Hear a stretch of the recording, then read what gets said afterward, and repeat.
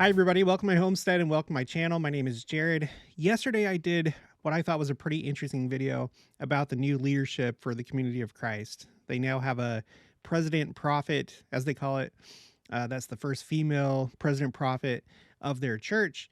And we were looking into the possibility of, after looking at their financial report, the possibility of them selling the Kirtland Temple because they're kind of in dire straits unless they figure something out to turn things around.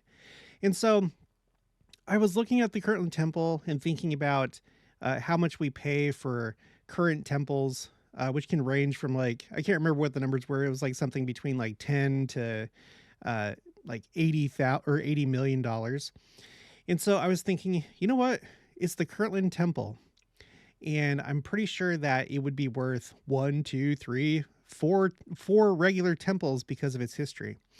And there were several people that disagreed with that. And I wanted to address that. And I want to do it in a Christ-like way. So I'm going to do it in a Christ-like way. Okay. Because there were different concerns that were brought up. So one thing that came up, I think, a couple times was we need to be good stewards of the Lord's money. And I totally agree with that. I do.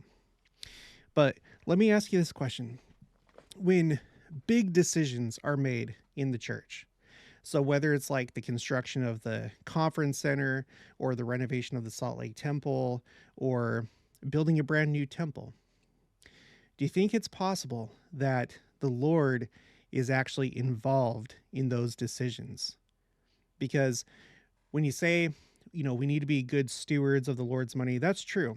The Lord has us individually as well as church leadership think through problems and come up with solutions. But ultimately, when we go forward, hopefully on an individual level, hopefully before we go forward, we pray about it, receive a confirmation, and that's certainly what church leadership does, right? Especially the prophet. He's the prophet. So I don't think that he's going to make any decisions independent of receiving confirmation from the Lord. So you don't know, I don't know what the Lord feels is worth it for the Kirtland Temple. And he does things in natural ways. There was like some comments saying, the Lord will make it happen when it's supposed to happen. And that's true. And it seems like that way is opening up currently with the community of Christ, or the community of Christ struggling financially. This is a natural way that the Kirtland Temple can come back into our possession as they're trying to stay afloat. I know sometimes we think in like supernatural terms that, there's going to be some other way that's just like miraculous. But like we've studied on this channel, the Lord works through natural means. And this is a very, very natural means. And the timing is really good as we get closer and closer to the second coming. So being good stewards, yes. But remember, we're not the ones that are making the decisions by ourselves. It's the Lord that's directing his church through the prophets. So I'm pretty sure that if the prophet was like, oh yeah, let's pay $1 billion for the Kirtland Temple, the Lord would probably step in and say, no, we're not going to pay that much. Just let me do my own work. And then later on, let's think about a different number or something like that. But it may not be a number that you and I think about. Okay. For us. So it's pretty clear that a lot of people took this idea of buying the Kirtland Temple from like a real estate investment standpoint, which would make sense, if the church was just a company or corporation or something along those lines. But it's not. It's a church. We're a religion. And the Kirtland Temple isn't just any temple. Hopefully you're aware of that. I'm not trying to be like rude or snide. Hopefully you understand and realize the history and importance of the Kirtland Temple. So in case you don't know, I'm going to pull this up and I'm going to read from an article from Deseret News, oops, hold on, called 180 years ago today in the Kirtland Temple, visits by Jesus Christ, Moses, Elijah, and Elias. And we're going to go down. It has like these different commentaries from different people. This one's going to be from Robert L. Millett, Emeritus Dean of Religious Education at BYU. So let's just do this quick review. Joseph Smith and Oliver knelt in prayer behind drawn curtains adjacent to the large pulpits on the west side of the main floor of the Kirtland Temple. After rising from prayer, a remarkable vision burst upon them. First and foremost, Jesus Christ appeared. In fulfillment of prophecy, he came to his temple, referring to the prophecy, I come to my temple quickly, or I'll suddenly appear in my temple. Here's the scriptures if you want to look them up. The first to be properly authorized by him for centuries. So the last time that we had a temple that was in operation, it probably would have been, I'd imagine, a Nephite temple. So there's that to consider, but they didn't last beyond 400 years after Christ. And then there was also the Jews that had the second temple at the time of Christ, and that was destroyed 70 years after in 70 AD by the Romans. So it's been a very long time. And so this is the first temple of this dispensation. So when we're thinking about value, we can take into account normal, real estate practices and investments, but I think there might be a little bit more to this temple than just its market value. Don't you think? Do you think that such an important temple may, even though it doesn't have this type of value to the rest of the world, it may have more value to us because of what we know this temple represents. And then there's more. So it's not just the fact that it's the first temple of this dispensation, the first temple in centuries. There's more. The eyewitnesses reported his eyes were as a flame of fire. The hair of his head was white like the pure snow. His countenance shone above the brightness of the sun, and his voice was as the sound of the rushing of great waters, even the voice of Jehovah. The Savior accepted the offering of his saints and then declared that the hearts of thousands and tens of thousands shall greatly rejoice in consequence of the blessings which shall be poured out through this first temple of the last dispensation. 3 heavenly messengers who then appeared one after another laid the foundation of the latter-day establishment of eternal families. Okay? If it wasn't for the Kirtland Temple, we wouldn't have this. Okay. Well, there would have been like some other temple, but you understand. This is the temple in which this happened. Moses appeared and restored the keys, right? The priesthood keys that we haven't had in all this time. The keys for the gathering of Israel, the formal charge to take the message of salvation to the world, and bring people into the restored church through baptism and conversion. This took place in the Kirtland Temple, receiving those priesthood keys from Moses. And we actively use those today, right? All the missionaries that go throughout the world, all the work that the apostles and 70s do when it comes to preaching the gospel, it's done under the direction of those keys that were restored in the Kirtland Temple. Okay, next, Elias appeared and committed to Joseph and Oliver what we know as the Abrahamic covenant, which includes the power to create eternal family units through the new and everlasting covenant of marriage. Finally, Elijah appeared and committed the power to bind and seal those families together forever. Now, you guys, Elijah. If you talk to the Jews, and I do, once a month I talk to Rabbi Gerfine, and I've talked to many others, they're waiting for this to happen and don't realize that it's already happened. At Passover, this is according to Rabbi Gerfine, excuse me, I have to remind myself exactly what he said, but during the Passover meal, the Seder, they have an extra wine glass for Elijah. It's not so much a chair. He said it's not a chair. I think some people get it confused. I think there is another time when they leave an empty chair for Elijah, but it's not during the Seder. It's just an extra wine glass for him. But they still do this. It's still incorporated into their feast days, or at least, Passover, where they're waiting for this to happen. And it happened in the Kirtland Temple. This is a huge prophecy that's been fulfilled.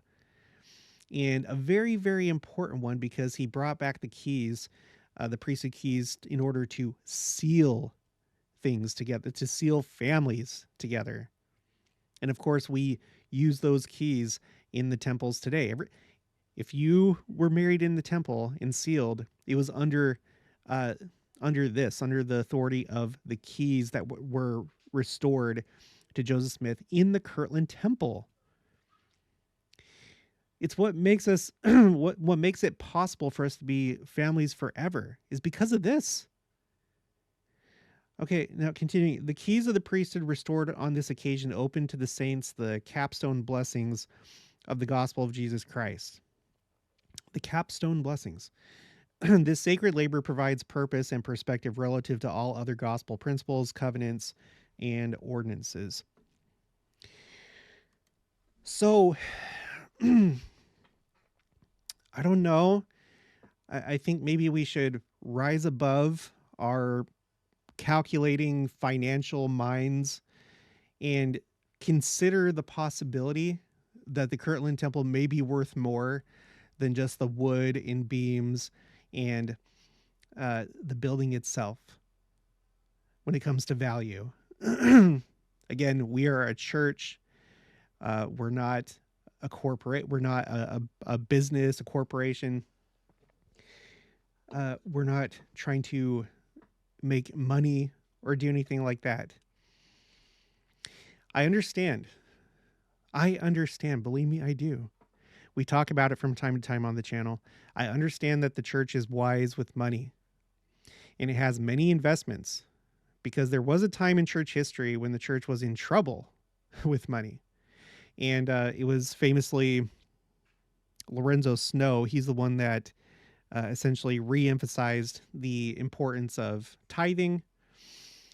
And since that time, the church has done really good at saving for a rainy day and being wise and self-sufficient and not being wasteful. I understand that. The Kirtland Temple is different than all other temples. It's unique for the reasons that we just talked about. And so maybe, just maybe, the Lord giving direction to the prophet would have us purchase that temple for more than we would a typical temple or building. Does that make sense? Maybe the Kirtland Temple isn't simply abandoned by the Lord, even though it's been in the possession of the community of Christ for all this time. I'm sure he has a plan in which that temple will come back into the church. As far as its use, I don't know. Some people felt like it would not be commissioned again to be a temple. I tend to disagree with that. Although, like I said, I doubt that they would renovate it in such a way where they would add rooms or change the configuration of it. But I'm sure it would probably still have a purpose. Remember, New Jerusalem. Okay, go watch my New Jerusalem playlist where I go over all the temples of the 24 temple complex. At some point, we are going to have that city built. There's going to be the 24 temples, and those temples are not all like temples that we have today. It's pretty clear that in the millennium, there's going to be temples that have other functions. So with that in mind, it could be that the Kirtland Temple would fit some of those functions of millennial temples. We're obviously still going to have temples where we do ordinance work, but not all temples are necessarily for that. Now, I still need to make this video where I go over the revised well, no, sorry, not that video. There's an interview between Alvin R. Dyer and somebody with the church educational system where they actually talk about the function of some of these temples, and he goes into detail, and it's clear some of the temples are not for ordinance work. They're for other purposes, namely education. So I don't think the Lord probably ever abandons a temple, even if it's destroyed. For example, look what happened with the Nauvoo temple. We reconstructed it, and now it's being used as a temple. But also you think about the selection of temple sites, and it's very important where temples are constructed. And it seems like sometimes they have a connection to the past. I have to look into that further, but it's not just arbitrary. And it's like the Lord still remembers those locations and those temples, and that possibly some of them will be restored in the future. Although they won't be a Nephite temple anymore, they'll be a modern temple. But these are some things to think about. I don't think that the Kirtland Temple is just abandoned. Again, it's not just another temple. And the Lord, in whatever way he chooses, whether we pay $1 million or whether we pay $1 billion, it's up to him. It's not up to you and me. It's not up to President Nelson. So remember, the Lord guides his church, and he also doesn't forget. He doesn't just abandon things. So I really don't think it's outlandish, outrageous to think that the church may pay more than what it's actually worth according to real estate practices. There's a few other things to consider. So let's go here. Let's go to The Guardian. Now, this is reportedly what the church has. This is in an article called Mormon Church Whistleblower Taxes Hedge Fund, whatever. And it says, every year, the Church of Jesus Christ of Latter-day Saints collected an estimated $7 billion from its 17 million members through a practice known as tithing, in which members give about 10% of their income to the religious organization. Sorry. About $1 billion of the collected money was placed into a reserve fund at Ensign Peak, which is registered as a nonprofit and invested, with profits growing tax-free. And this was this big, whistleblower moment. I've done videos about that, and I don't have an issue with the church doing this. The issue, the whistleblowers' issue is that, look, they just have this money sitting around. In fact, I should have pulled up this article. Let's see, Elias whistleblower, second coming. Let's look this up. And this is just, if you have this frame of mind, I don't think you understand the church.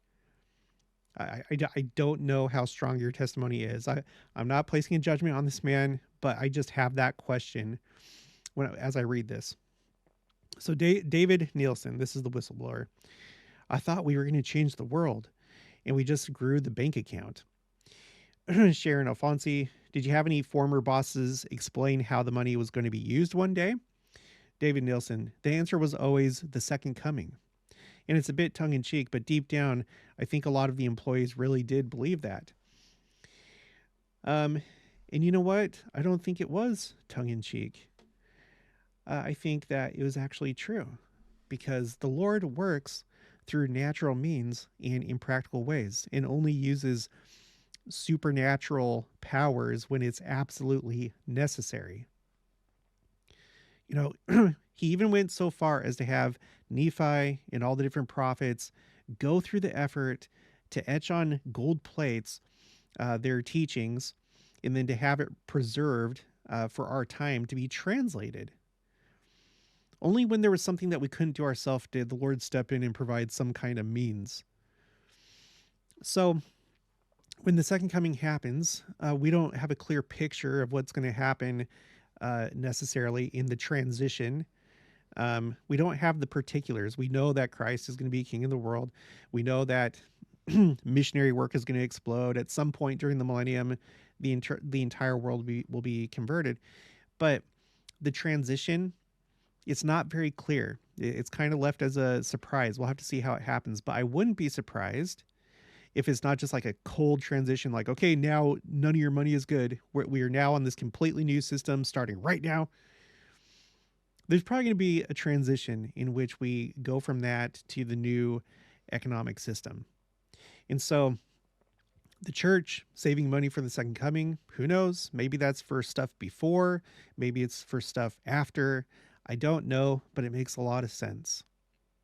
But $1 billion. And who knows how much they have aside from that. I have no idea. But hopefully one thing you know about this church is we are not poor as a church. Far from it. So to spend a little bit more than we would for a typical temple, I don't think that that's outrageous. And I don't think that's not being a wise steward. I think it's an exception for an exceptional temple. It's a very, very important temple. Very, very important. And so if we could help out the community of Christ in their time of financial duress, and they're happy with it, and that's what they'd like to do, then great. And we'll have spent maybe a little bit more. And that's actually okay because we have plenty of money. So don't do that with your hand. So you guys, let's think spiritually. Let's think, temporally as well, but let's not forget the spiritual. Let's not forget the Lord. Let's not forget the spiritual significance of what this is. There's a couple more things to consider. Let's go back here. Okay, so when it comes to purchasing these significant sites to the church, let's take a look at the temple lot in Independence, Missouri. The lot where the first temple, the primary temple of the 24 temple complex, would be built. That's currently in the hands of the Church of Christ temple lot. They call themselves the Church of Christ, but they add on the last part, temple lot, because so that there's not confusion between them and other churches of Christ. Okay, so we're reading from an article on the Interpreter Foundation website called The Past and Future of the Temple Lot in Independence, Jackson County, Missouri. Church of Christ. In 1952, there were rumors that the Church of Jesus Christ of Latter-day Saints had offered a large sum of money, perhaps $1 million, for the 2 3/4 acres owned by the Church of Christ. Historian and author Craig S. Campbell interviewed Apostle William Sheldon in December 1990 regarding those rumors. Sheldon told Campbell that at one time, the Church of Jesus Christ of Latter-day Saints, quote unquote, offered us a blank check for the property.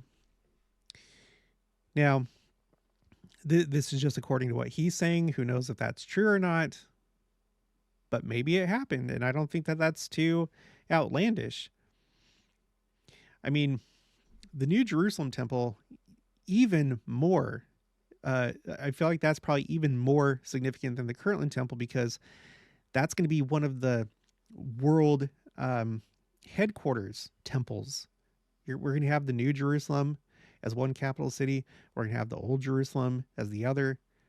So this one is like even, I think, in one sense, even more important to have that.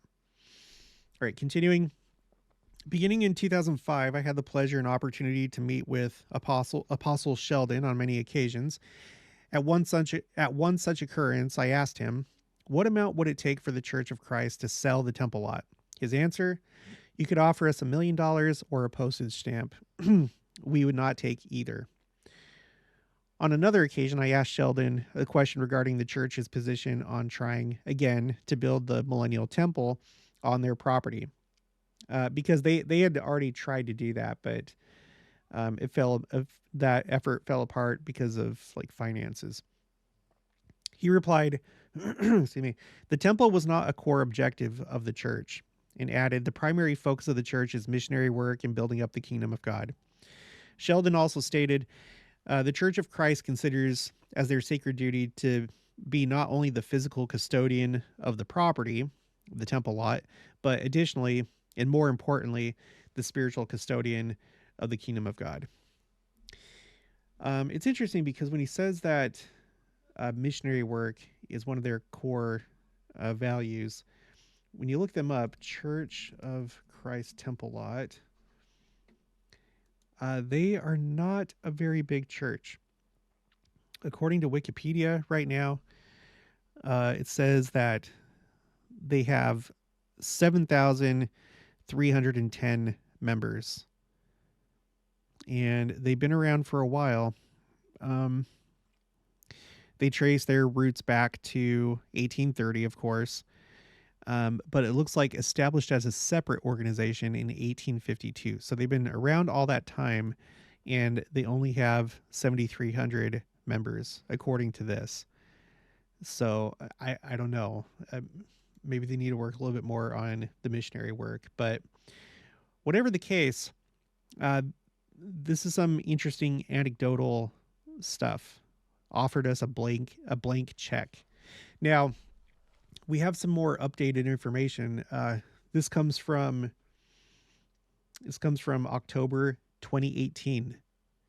So President Nelson's first year as president of the church is when this article came out. Okay. 3 faiths surround Independence Land where many believe second coming will occur. Which that's a little misleading. It's because it leaves the impression in your mind that Christ is going to come there and that's the official second coming, where we know that it's just like a part of the second coming, but that's okay. We can forgive them for that.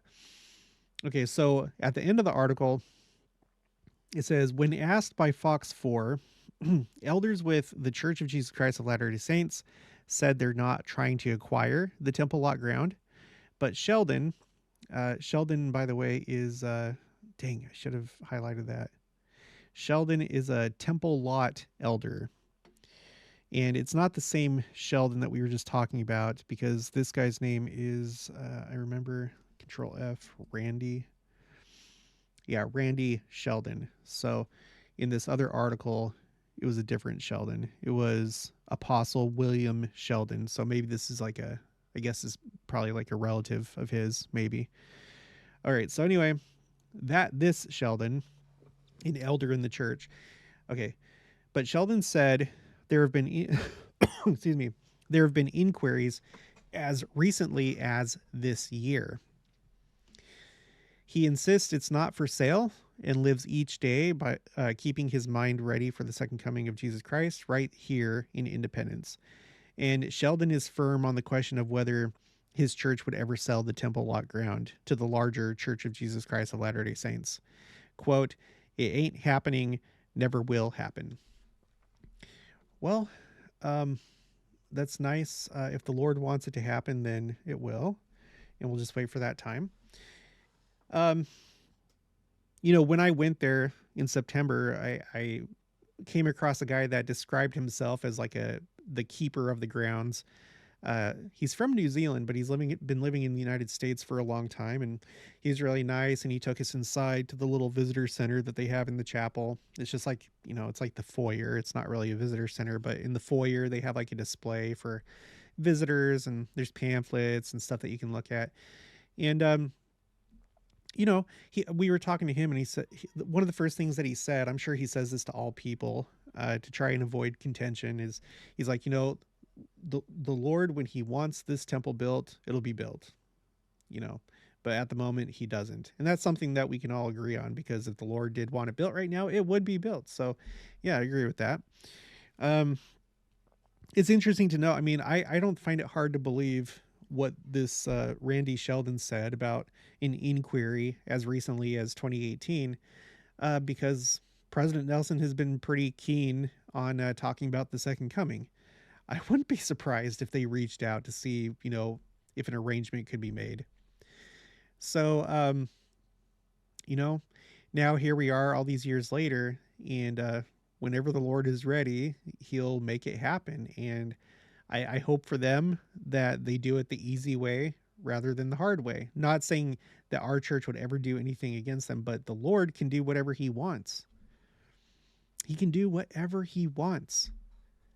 And I think that we're coming to that time, because again, look at the other church, the Community of Christ. They don't have the temple lot, but they have some of the temple land where the additional temples would be built, part of the 24 temple complex, and they're starting to disintegrate.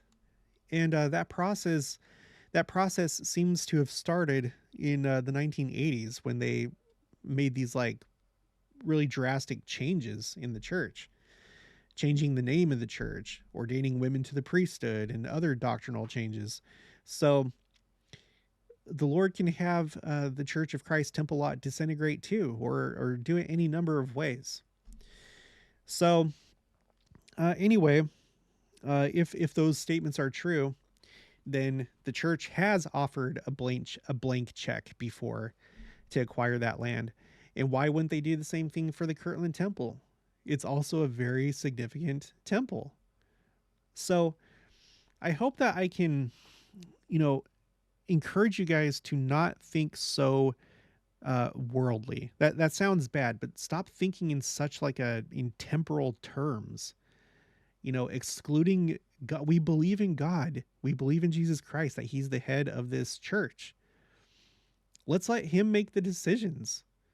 You know, let's not say, you know, this would never happen, or, you know, we need to be good stewards, which is true, but it's leaving out the very important fact that Christ himself is involved in what the church chooses to do. And then lastly, I want to, you know, relieve any fears that you may have about my channel talking about this, because some people were like, you know, be careful what you say, you know, you're not authorized to do this.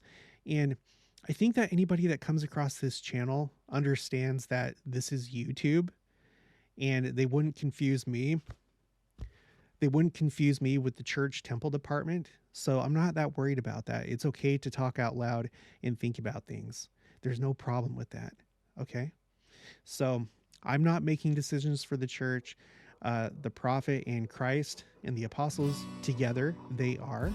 And I like to explore possibilities, and something very interesting is happening right now with the Community of Christ. So let's be optimistic and hope that maybe something like that can be arranged, and then we'll have the Kirtland Temple back, and that would be great.